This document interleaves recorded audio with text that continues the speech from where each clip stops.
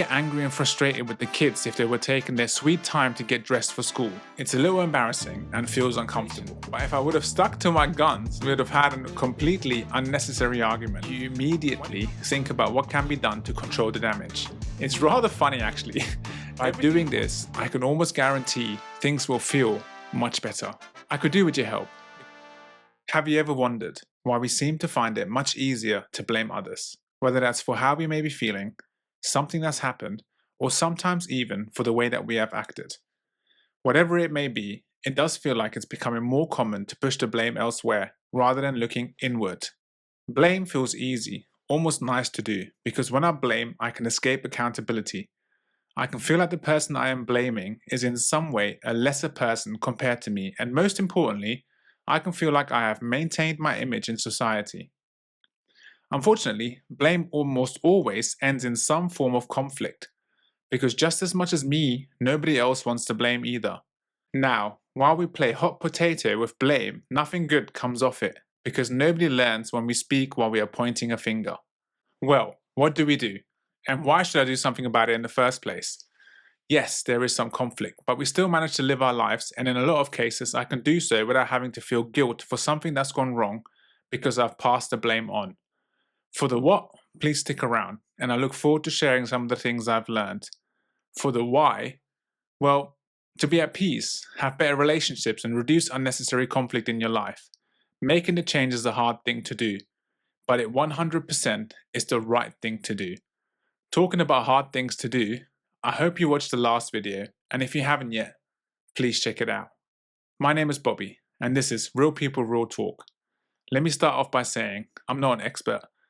Just somebody trying to be a better version of myself with the hope to inspire others in the real world to also find more personal growth by sharing my thoughts, opinions, and things that I've learned.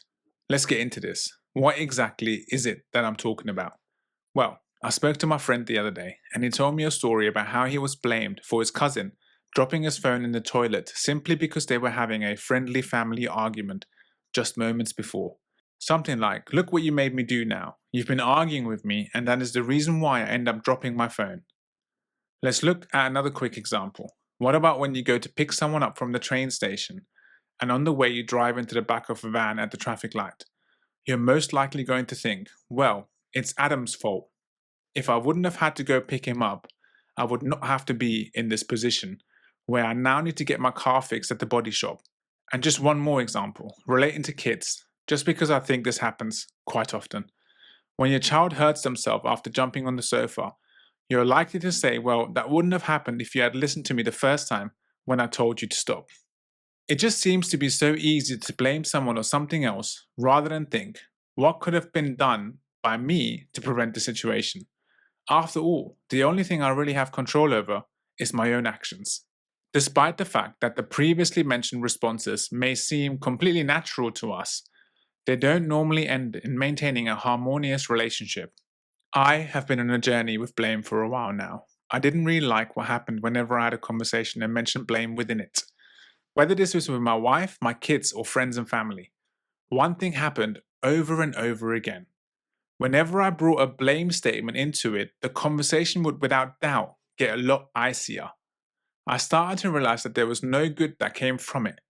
It didn't help to get my point across, and it 100% did not help to change anything going forward. And in the few incidents where it did bring about positive change, this only happened because I managed to change the way the conversation went by working incredibly hard to get back to a warmer tone. Well, that just seemed very inefficient to me, and going through an icy conversation, discussion or argument just isn't a nice thing to do. To start talking about some of the things we can do to reduce or avoid making blame or fault statements, we first need to look at some examples of where we may be getting this wrong at the moment. I have seen and heard a number of different variations. Here are some common ones that I have categorized. First, let's look at blame on the back of how we feel. This could be any feeling, like physical pain, emotional pain, stress, anxiety, sadness, and so on. When I feel any of those things, it used to be quite easy to look at someone or something else for fault or blame. It's easy because it would soothe my feelings a little to be able to place the reason for what I'm feeling elsewhere. For instance, If I felt slightly anxious or apprehensive about going to a family gathering on my wife's side, I may look at her to say, "You never bring me into the conversation while we are there." While this may be true, the way I delivered that message was with blame in mind, and this is completely useless. All that would happen is my wife would want to defend her actions and approach while I continue to point fingers. Another example would be if I felt stressed about how much needed to be done in the day. I may get angry and frustrated with the kids if they were taking their sweet time to get dressed for school. I may raise my voice to say, "Hurry up," and the result in my household would be two children who are upset and confused about the fact that their dad is angry for something that is pretty much in line with what happens every day. Let's have a look at blame on the back of what we do or how we act. I really think this comes down to shame and how shame affects us as humans.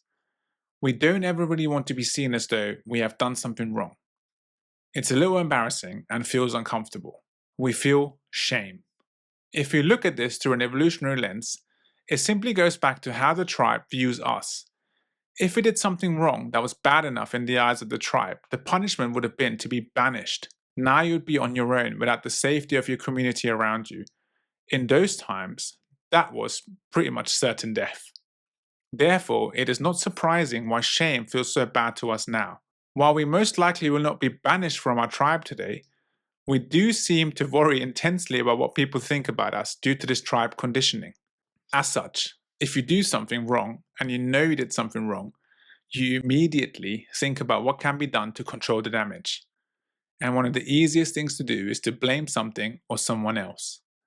For example, if you decided to heavily place yourself on your garden bench and it collapses underneath you, it's easier to say that the bench was weak rather than the fact that you just sat down with too much force. If I forgot to turn on the oven to get it to preheat, it would be much easier to say that the kids were being unruly and that's why it slipped my mind, rather than the fact that I just did not plan ahead for circumstances that are inevitable.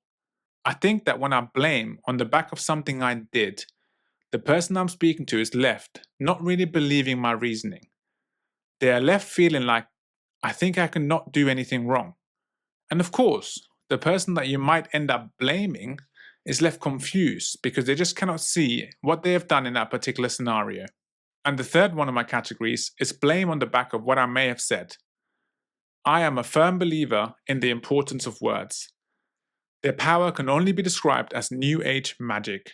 We can create an abundance of different emotions by the way that we put words together and how we then put them across.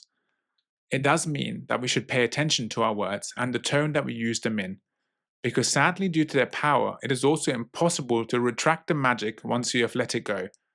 If and when we are reckless with our words, we may create a feeling for people that we did not intend to create, and in those instances, we may end up blaming something or someone for the mishap. Being under the influence of something has become one of the easiest things to blame for something we may have said. For example, when you accidentally let something slip about your friend whilst out in a group that you know was supposed to stay between you two, that causes some major issues. In order to mitigate the shame we're feeling, we may decide to say that we had too much to drink. Unfortunately, blaming the alcohol will not take away the pain that has already been caused. Now, another good example is what might be said when we are feeling nervous or anxious, like in an interview or when speaking to people that you have just met, whom you're trying to impress a little in some sort of way. If you said something silly or unwanted, it's easy to think, well, I was nervous and that's why that happened. As you can see, I have categorized these three blame reasons into what we feel, how we act, or what we say. If you have seen any of my videos before, you'll probably know what I'm going to say next. By the way, if you're not a returning viewer, please consider subscribing to this channel because I post regularly with similar content, hoping to inspire personal growth through my own journey and what I'm learning. Well, as always, this is not an expansive list of why we may blame something or someone else. It's just the one that I have come up with from what I believe are the most common ones. As you watch this video, I hope you will think of your own experiences of when you may have blamed something or someone else for how you felt, acted, or for what you said. I would love to hear your thoughts in the comments. Now, there's probably a few questions in your mind. Who or what are we supposed to blame then if we don't blame the thing we believe made us feel in some way, act in a certain manner, or say whatever we did say? Why do we even have to review and reflect on this? And what benefit does it have? How does it help me grow?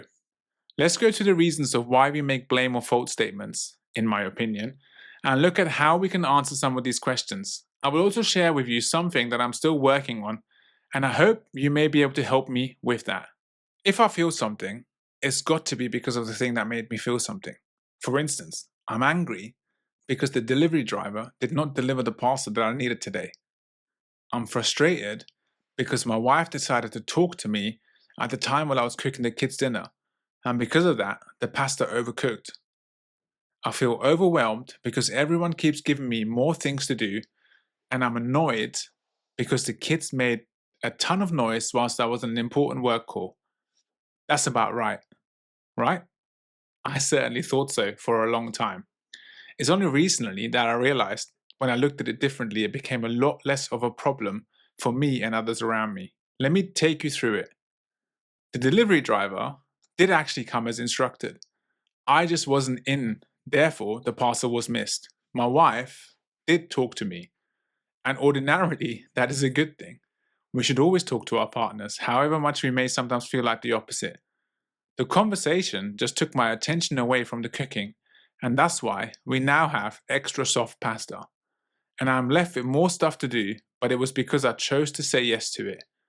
And lastly, my kids did make a ton of noise whilst I was on a call. But isn't that what they always do? They're excited kids after all. This way of looking at it would shift the need for us to blame something or someone else onto what we did to contribute to the outcome. This means we look at ourselves for how we feel, which then sparks action to ensure we don't feel that way again. Next time, I then ensure the delivery is scheduled for a day and time that I'm available to receive it. I either tell my wife that I will continue to talk to her once the pasta is off the heat. I am more critical with my time when taking on new tasks or projects, and I make sure I take an important call away from the kids, who have an innate ability to go from incredibly quiet and well behaved to an unreasonably exciting game of the floor is lava. Let's look at this for the way we act and what we say as well. The approach is very similar. I'll give you an example. There was a day a couple of years ago where I was moving some things into the car from the house. Whilst this was going on, there was a moment where I turned my back, leaving the door wide open. Our dog took this opportunity to bolt out the front door to satisfy his desire to sniff around the grass just a few hundred meters up the road. As this happened, my first reaction was to shout out my wife's name in a way that would essentially indicate it was her fault. She obviously looks at me to say, "What did I do?" And I realized I was being completely unreasonable. It's rather funny actually.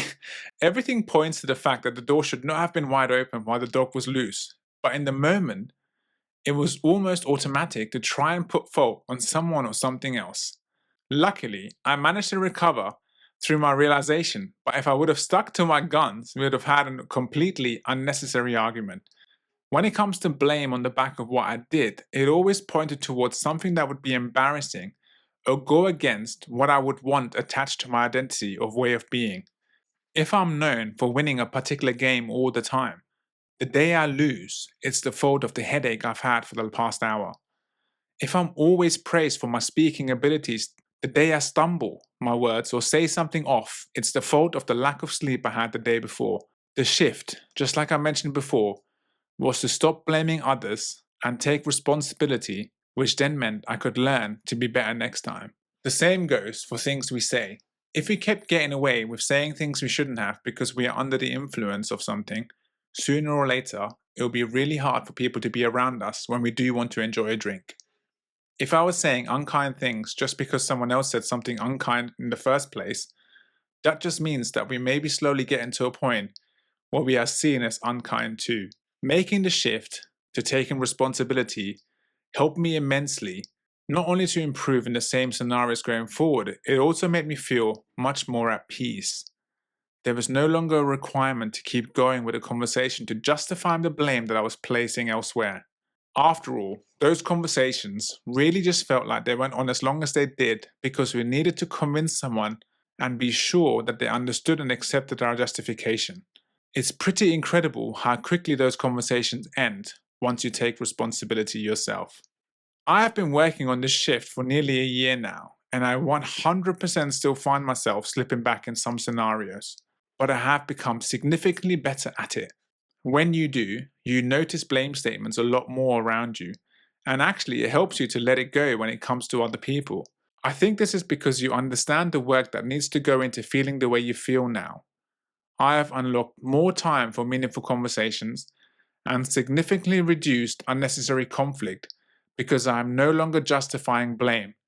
And most importantly, I have learned from every experience that I take responsibility for, meaning the next time it becomes a little bit easier. I've been able to go from automatic blame for someone or something else due to my evolutionary fear of being ostracized to thinking about responsibility and change as my initial reaction. Now, my friends, here comes my conundrum.